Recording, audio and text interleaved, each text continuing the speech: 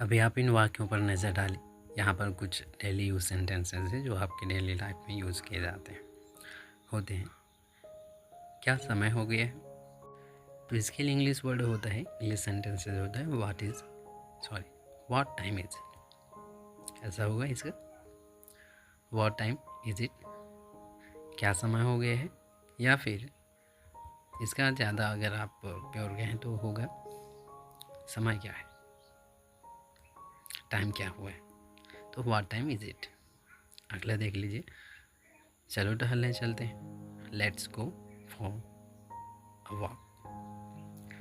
Let's go ये तो आप जानते हैं ना, चलो चलते हैं। लेट्स सी होता तो चलो देखते हैं, इस तरह से होता है लेट्स। लेट्स प्ले होता तो चलो खेलते हैं, ऐसा होता। तो यहाँ पर लिखा कि let's go for a walk, चलो टहलने के लिए जाते हैं। ऐसा भी हो, माने हिंदी में आप कई तरह से बोल सकते हैं। Let's go for a walk, चलो टहलने चलते हैं। मैं शाम 6 बजे तक घर आ जाऊंगा। तो इसका आप इंग्लिश देख लीजिए, आई विल बी होम। देखिए आइल, इसे आइल आप पढ़ सकते हैं, या फिर ये तो आप जानते हैं ना, आई विल का जो कॉन्ट्रास्ट फॉर्म है, I will be home by 6 PM। By का मतलब यहाँ पर क्या है, तक, 6 बजे तक। क्या हुआ इसका, मैं 6 बजे तक घर में आऊँगा, या फिर आप कह सकते हैं मैं 6 बजे तक घर में होऊंगा। ओके, यही होगा ना। चौथा देखिए, आपका दिन शुभ हो, इसके लिए हैव ग्रेट डे, है ना। ग्रेट का मतलब केवल बड़ा ही नहीं होता, ग्रेट का मतलब महान भी होता है कई जगह पर। तो ग्रेट का मतलब बहुत अच्छा भी होता है, ग्रेट बहुत बढ़िया, ऐसा आप बोलते हैं, वहाँ पर भी होता है। तो यहाँ पर आपका दिन शुभ हो, इसके लिए आप कह सकते हैं हैव ग्रेट डे, आपका दिन बढ़िया हो या फिर आपका दिन शुभ हो। पांचवा देखिए, चलो साथ में कॉफ़ी पीते हैं। तो इसका आप इंग्लिश देखिए, let's grab a coffee together. Grab का हिंदी में नहीं क्या होता है, ग्रेप का मतलब होता है पकड़ना, या फिर आप कह सकते झपट करके जब आप पकड़ते हैं किसी चीज़ को, तो उस सेंस में आप ग्रैब की यूज़ करते हैं। ओके, झपटना या फिर पकड़ना, लेकिन कैसा, झपट करके, शीघ्रता से। तो चलो साथ में कॉफ़ी पीते हैं, यहाँ पर एक सामान्य सा इसका मीनिंग दिया है, let's grab a coffee together. क्योंकि अगर यहाँ पर आप कहें झपट करके कॉफ़ी पियेंगे तो ये थोड़ा अजीब सा लगेगा। तो यहाँ पर एक सामान्य अर्थ है, let's grab a coffee together, चलो साथ में कॉफ़ी पीते हैं। ओके, आगे देखिए, छठवां जो आप दिया है, क्या तुमने मेरी चाबियाँ देखी है। Have you seen my keys, है ना, ये प्रेजेंट परफेक्ट टेंस का वाक्य है। Have you seen my keys, क्या आपने मेरी चाबी देखी है। तो ये तो आप समझ में आ गया होगा। छठवां देख लीजिए, माने सातवां, क्या तुम कल रात अच्छी तरह सोए थे। Did you sleep well last night. Well का मतलब क्या होता है, अच्छी तरह से, ऐसा होता है ना। Did you sleep well last night, last night का मतलब पिछली रात, कल रात।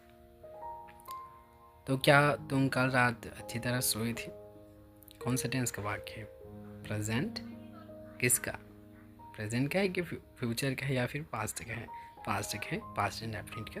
Did you sleep well last night, क्या आप कल रात अच्छी तरह सोए थे, ऐसा होगा।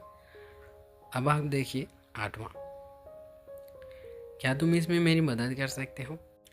तो आप इसका इंग्लिश कैसे बनाएंगे, यहाँ पर देखिए, इसका इंग्लिश देखिए, कैन यू हेल्प मी, क्या आप मदद कर सकते हैं किस में, विद दिस, इसमें। और शायद आप ये वाक्य कई बार बोलते हैं कि आप इसमें मेरी मदद कर सकते हैं, can you help me with this, है ना। हाँ, तो आप इंग्लिश में आप इसके लिए वर्ड इस्तेमाल कर सकते हैं, can you help me with this. तो माय फ्रेंड, ये सभी जो आप देख रहे हैं वाक्य की हैं, पर अगर आप ध्यान से देखेंगे, माने जितनी बारीकी से आप इन एक एक सेंटेंस को आप समझते हैं, तो इसकी सहायता से आप बहुत से सेंटेंसेस बना सकते हैं। इसलिए कई बार मैंने आपसे कहा है कि आप ध्यान से देखिए, इनकी प्रैक्टिस कीजिए। हालांकि आपको एक सिंपल वाक्य लग रहा है, पर इसकी खासियत क्या है कि आप एक ही वाक्य के माध्यम से आप बहुत से वाक्य बनाएंगे। जैसे कि यहाँ पर आपने देखा कि आठवां में कि can you help me with this, क्या आप इसमें मेरी मदद कर सकते हो। तो इसी को आप बोलिए can you help me that with that, क्या आप उसमें मेरी मदद कर सकते हो। तो इस तरह से कई वाक्य आप बना सकते हैं। अब आप देखिए लास्ट वन, कौन सा, 9वां। आज मौसम कैसा है, या आप बोलते हैं ना, या फिर पूछा जाता है आपसे तो इसका इंग्लिश देखिए, what's the weather like today, what's the weather like today.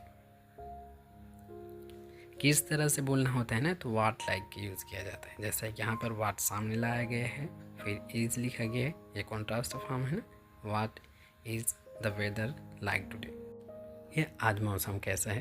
तो इसके लिए आप सेंटेंस बोल सकते हैं what's the weather like today. तो आप इन सभी वाक्यों को कई बार पढ़िए, इन्हें समझिए कैसे बनाया गया है, कैसे बना है, और इसी तरह के वो कई सेंटेंस बनाने की कोशिश कीजिए। तो चलिए एक बार इसे पुनः रिपीट करते हैं, मेरे साथ देखते जाइए। क्या समय हो गया है, इसका इंग्लिश है व्हाट टाइम इज़ इट। पर यहाँ पर मेरे कहने का लहजा थोड़ा सा चेंज हो गया है। क्या समय हो गया है ऐसा नहीं होगा इसका, क्या समय हो गया है। ये जब आपको पूछना हो तो आप लिखेंगे व्हाट टाइम इज़ इट, क्या समय हो गया है। इसे आप हिंदी में और कह सकते हैं कि समय क्या हुआ है, व्हाट टाइम इज़ इट। ठीक है ना, क्या आप समझ पा रहे हैं, क्या समय हो गया है, माने आप पूछ रहे हैं कि समय क्या है। ठीक है, अब आप आगे देखिए, चलो टहलने चलते हैं, तो बोलिए let's go for a walk. बोलिए मेरे साथ, let's go for a walk. तीसरा बोलिए, मैं शाम 6 बजे तक घर आ जाऊंगा। बोलिए मेरे साथ, I will be home by 6 PM। I will be home by 6 PM। आपका दिन शुभ हो, तो बोलिए हैव ग्रेट डे। बोलिए मेरे साथ, have great day, have a great day. चलो साथ में कॉफ़ी पीते हैं, तो इसके लिए आप बोल सकते हैं let's grab a coffee together. बोलिए मेरे साथ, let's grab a coffee together. क्या तुमने मेरी चाबियाँ देखी है। बोलिए मेरे साथ, have you seen my keys. 7वां देख लीजिए, क्या तुम कल रात अच्छी तरह सोए थे। इंग्लिश में बोलिए, did you sleep well last night. Did you sleep well last night. 8वां देख लीजिए, क्या तुम इसमें मेरी मदद कर सकते हो। मेरे साथ बोलिए, can you help me with this. क्या, can you help me with this, है ना आसान। लास्ट वाला देख लीजिए, आज मौसम कैसा है, ये तो आप कई बार बोलते हैं, तो इंग्लिश में देख लीजिए, what's the weather like today. बोलिए मेरे साथ, what's the weather like today. तो इस तरह से आप प्रैक्टिस ज़रूर कीजिए, ध्यान से देखिए कि वो वाक्य कैसे बने हैं, और चाहें तो इसी तरह के वाक्य आप प्रैक्टिस के लिए बना करके देख सकते हैं खुद, for your practice. So it's all for today my friend, thank you for watching and thank you for your precious time. तो मिलते हैं अगली वीडियो में, तब तक अपना ख्याल जरूर रखिए। Thank you for watching.